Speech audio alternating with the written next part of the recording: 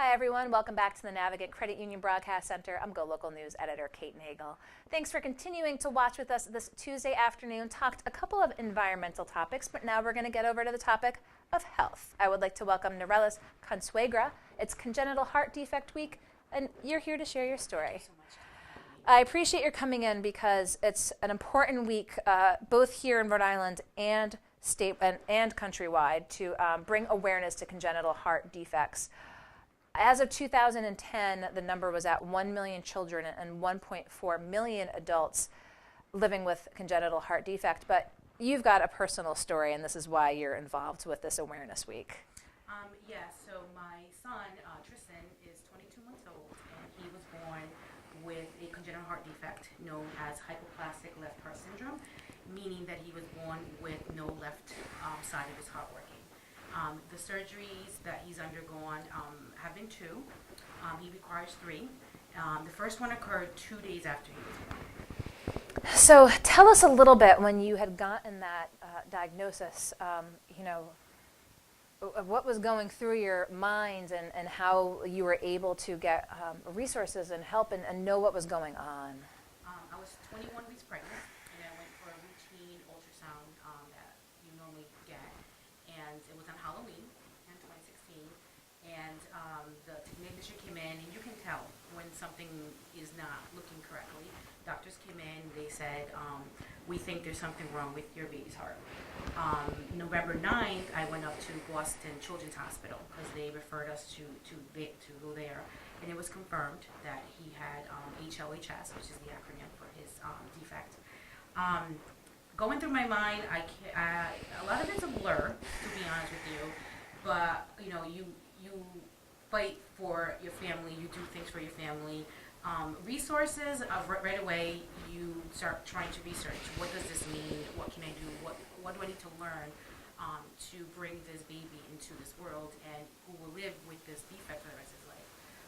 Luckily, we did find a lot of information on Facebook. There's a lot of groups that are generated and created and slowly connecting with families throughout the world, throughout the country, and slowly connecting with Rhode Island families too. And so this Awareness Week has a number of components to it. So I know that they had tried to tap you last year to sort of take the helm, but you said you need a little time. Now, 2019, ready to bring this out. Walk us through the week and all of the events that are going to be taking place, again, to raise awareness around congenital heart defects. So on Thursday, February 7th, Senator Sandra Cano and Representative Karen Alzate are going to be introducing a resolution in each chamber of the General Assembly to initiate the Congenital Heart Defects Awareness Week, with announcing some of the families that we connected with and the names of the children and their defects. And on Monday, on the 11th, we were able to get together a health panel that consists of Tristan's cardiologist, his heart surgeons coming down from Boston Children, an organization, it's My Heart New England, that does a lot of things with the community, and other families that are affected by this, just to bring awareness and really talk about there's over 40 different types of congenital heart defects. Every child's different. Luckily, we have a good support system. It's important to really get your family behind you, your families and friends, and other heart families that can help you go through this process. Now, being so intimately involved with your son and following what he needs to do now moving forward, from the healthcare standpoint, what does the future look like with research and ability to be able to address and help both children and adults living with congenital heart defects? Interesting with Tristan's condition, the type of surgery that he's required, and they pretty much reconstruct the blood flow. So the right side of his heart will be doing all the work of his heart. So the research, there hasn't been a lot where these surgeries start happening in the 1980s.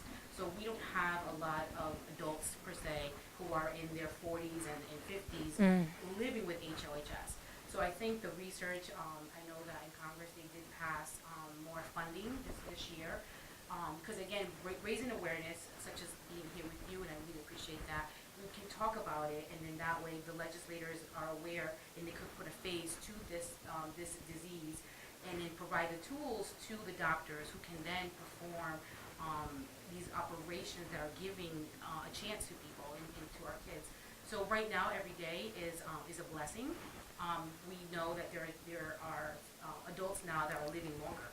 So we're hoping that the research can provide a lifelong for the people that live with this defect. Well, as I said, I appreciate your taking the time, again, because it is an awareness week, again, not here, just in Rhode Island, but all around the U.S., with events planned that we'll be sure to provide links to as well, because as you said, part of it, too, is making sure that other families that are out there having also that community to be able just to relate, I'm sure. Do you expect a lot of these families to turn out this week? Yes, we have about 10 families that will be at the State House on Thursday, and we're just trying to reach out to as many people that we can. Their invitation is on Facebook. I do have a Facebook page for Tristan. It's Hearts for Tristan, and the invite's there, and you can get the direction where the event will be on Monday, which will be the community center on Prairie Avenue. And again, reach out and just connecting and helping us get the word out and reaching more families when someone's diagnosed. It can be a very lonely place. It was for me, and just creating that family, the network, and where the resources are of how to make this journey, because it is a lifelong journey that we live with every day. Well, I appreciate you taking the time, again, to come in and share your journey, your perspective, your advocacy, again, as this week takes place and going into Monday as well. But as I said, we'll provide links for folks to learn more. But Norelys, Consuegra, I really appreciate you taking the time to come in today. And thank you for watching today here on a gorgeous day in downtown Providence and around the state. Would like to welcome Scott Hewson from Brown, talking about the Brown Beekeeping Society. Also, Kellen Ingalls from the No. 9 Wind Farm in Maine, with a current application in to provide wind energy to Rhode Island, and of course, Norelys Consuegra.